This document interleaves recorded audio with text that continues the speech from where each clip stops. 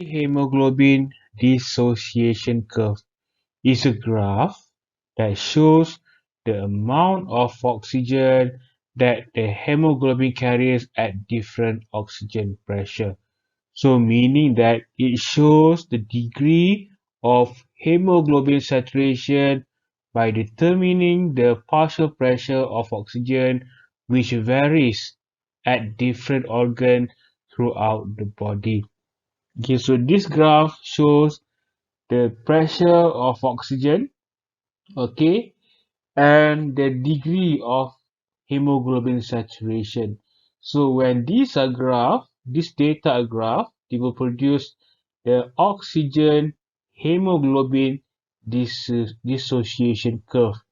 Okay, so this curve is an S-shaped curve with a nearly flat slope at high partial pressure of oxygen and steep slope at low partial pressure of oxygen.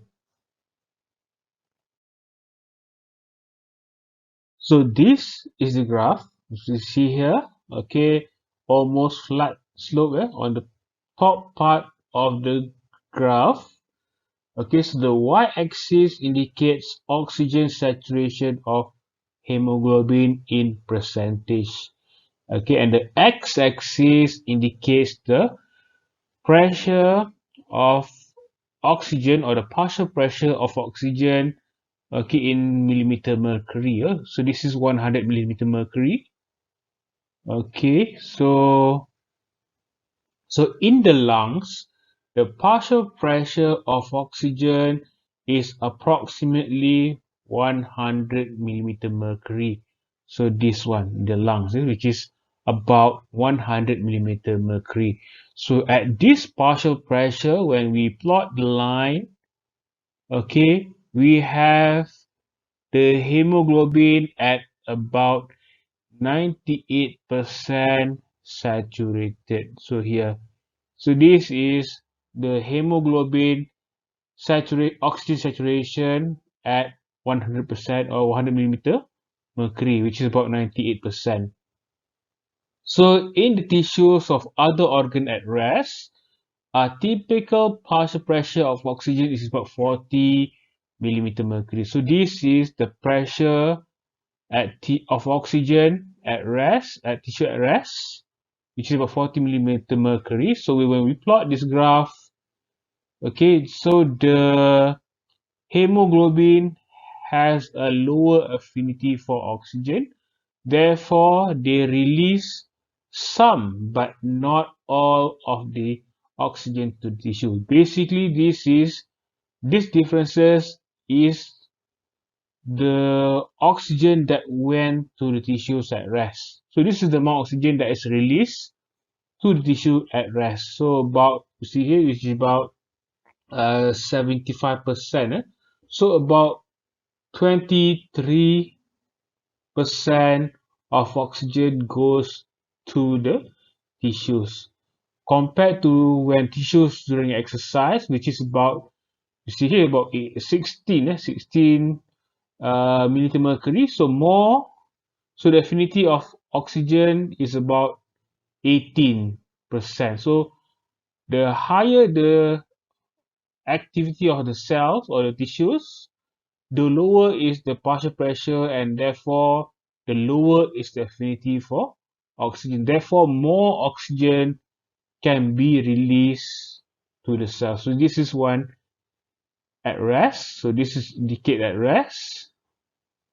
So this is indicated by during exercise. So larger area, meaning more oxygen can be released by the hemoglobin. Okay, so now we look when we have a lot of carbon dioxide. So when we have a lot of carbon dioxide, what does it do is that they react with water and form carbonic acid. And so this carbonic acid will lower the pH, which decreases the affinity of hemoglobin for oxygen. So this is an effect called the Bohr shift. Okay, so the dissociation curve move towards the right. So here, so this dotted line is the original dissociation curve. So this is original. This is the high CO2 lah. Okay, you can see here. So they move towards the right. Okay, so you see here the curve is lower compared to before, and more oxygen can be released. So using the same example at 40 milliliter mercury at rest tissue. So before that is about 78%. Okay, for pH 7.4 at normal. So when increase in carbon dioxide, the affinity for oxygen decreases. So hemoglobin will release more oxygen to the cell. So therefore, they retain less oxygen, or they can release more oxygen to be used by the cell.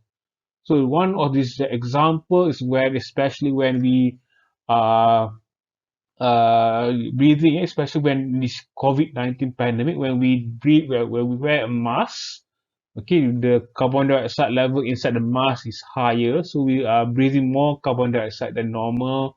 So therefore, our hemoglobin will release more oxygen that they have to be used by the cell instead of normal. Okay, about 23% can if they will help to release more oxygen. So thus, where carbon dioxide production is greater, hemoglobin will release more oxygen, which can be used to support more cellular respiration. So this is adaptation to enable hemoglobin to release more oxygen when the saturation of carbon dioxide is or starts to become higher. For example, when we are in a crowded room, in a crowded place where we have a lot of carbon dioxide, okay, so they help our hemoglobin to release more oxygen to be used by the cells.